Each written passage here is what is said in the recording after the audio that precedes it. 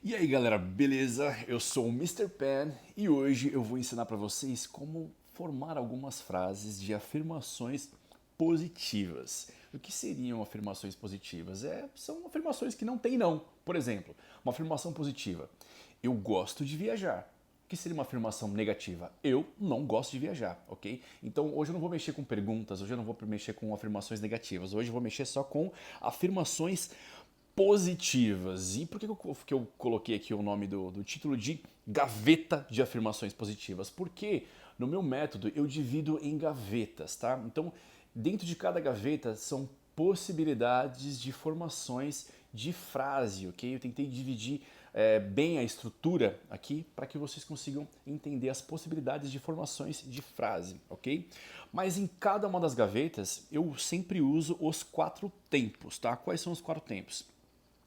Os quatro tempos que eu uso, tá? Sempre em cada gaveta, né, para ficar mais fácil, eu sempre uso presente,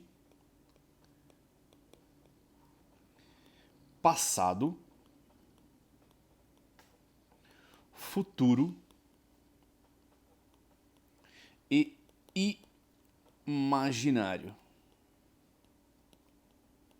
No meu método eu chamo de imaginário, tá? Esse tempo, né? Ele na gramática do português convencional seria o futuro do pretérito, mas eu chamo no método de imaginário para ficar mais fácil de gravar, entendeu? Então vai ser sempre presente, passado, futuro e imaginário. Vamos entender aqui então. Hoje eu vou usar aqui nessa gaveta, vou pegar um verbo aqui como base. Vou pegar o verbo travel.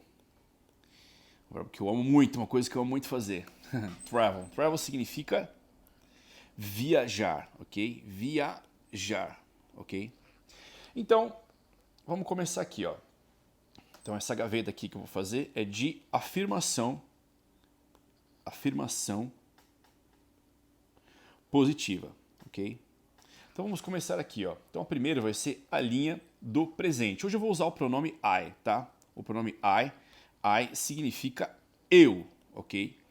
Então vamos lá, vamos começar então com o presente, tá? No presente, que fica eu viajo. Eu viajo. Em inglês fica I. Opa.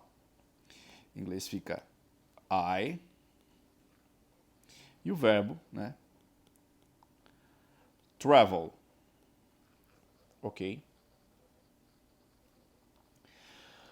No passado,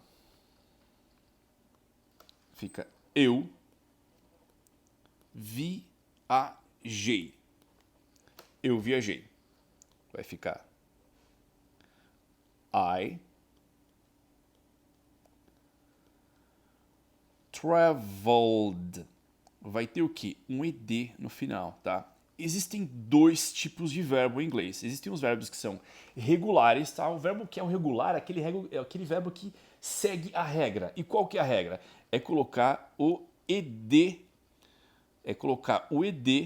no final do verbo. Essa é a regra. Então os verbos que no passado eles têm ed são os que são os verbos regulares, que seguem a regra. E os verbos irregulares, eles estão numa lista de verbos irregulares, tá?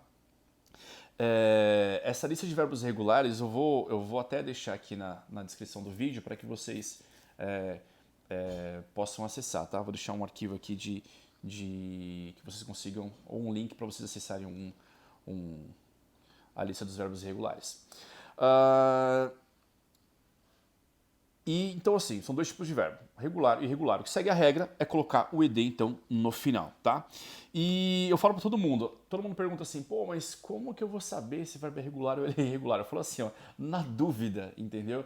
Você joga ed, pelo menos você está dando a chance de alguém te corrigir, entendeu? Porque eu falo assim, o inglês você vai se encoraje e vai falando, entendeu?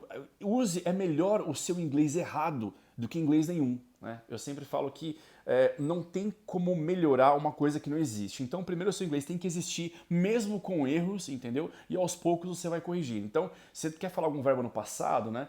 E não sabe, na dúvida você joga o ed. Pelo menos alguém vai te corrigir. É igual quando um estrangeiro está tentando falar português, por exemplo, ele queria falar assim, em vez de falar assim, eu matei uma barata, ele fala, eu mati uma barata. Aí você vai entender, ah, não, você tem que falar, eu matei, não eu mati.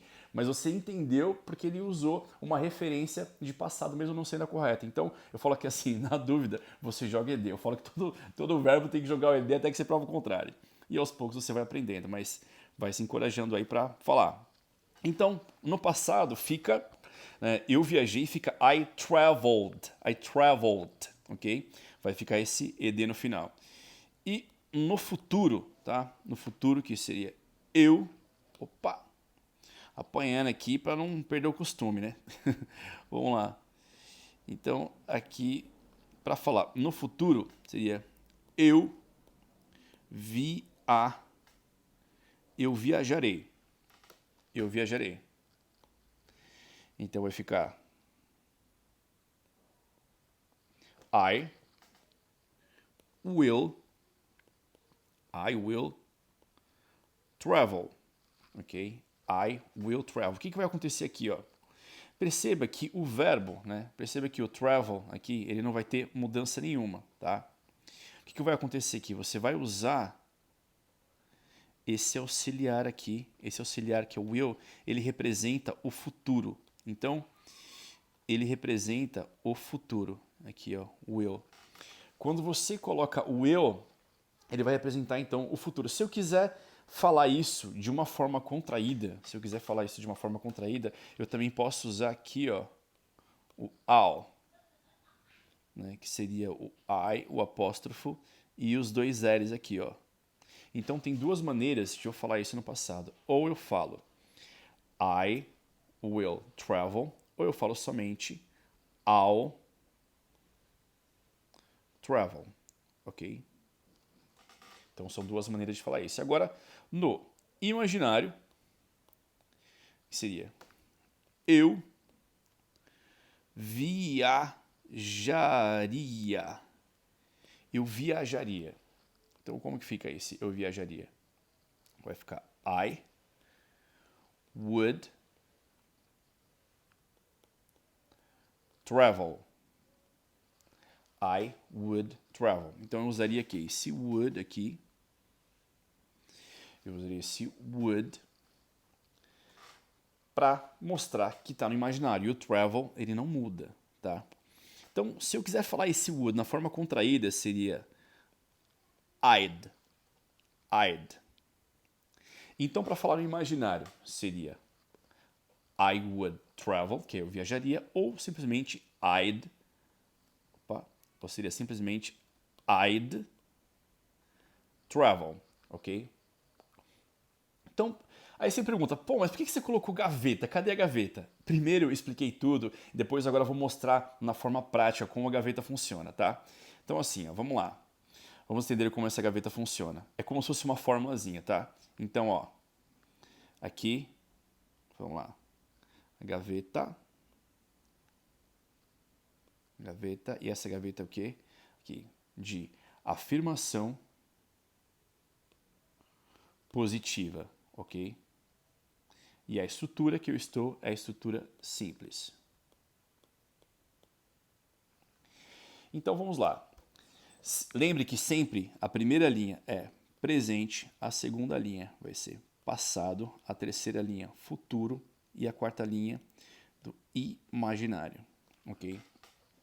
Então, ó, e hoje eu estou usando o que? O pronome I. Estou usando o pronome. Vou colocar a cor diferente aqui, ó. Estou usando o pronome I, ok? Que significa eu, ok? Então, ó, nessa fórmula é simplesmente assim, ó. Percebam, tá? Aí o verbo, né? Que eu estou usando o verbo que é o travel, ok? Travel. Aqui no cantinho que eu pus aqui, ó. Travel. Tá? Então, ó. No presente, imagina que esse travel aqui, ó. Eu vou usar ele como se fosse um carimbo. Já vou mostrar para vocês, ó. Então, ó. No presente, no passado, no futuro e no imaginário.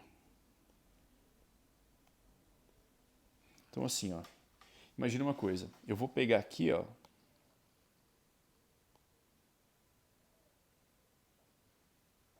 Deixa eu deixar aqui mais bonitinho aqui. Pensa aqui nesse travel como se fosse um carimbo, tá? Como se fosse um carimbo. Vou até recortar ele aqui, ó.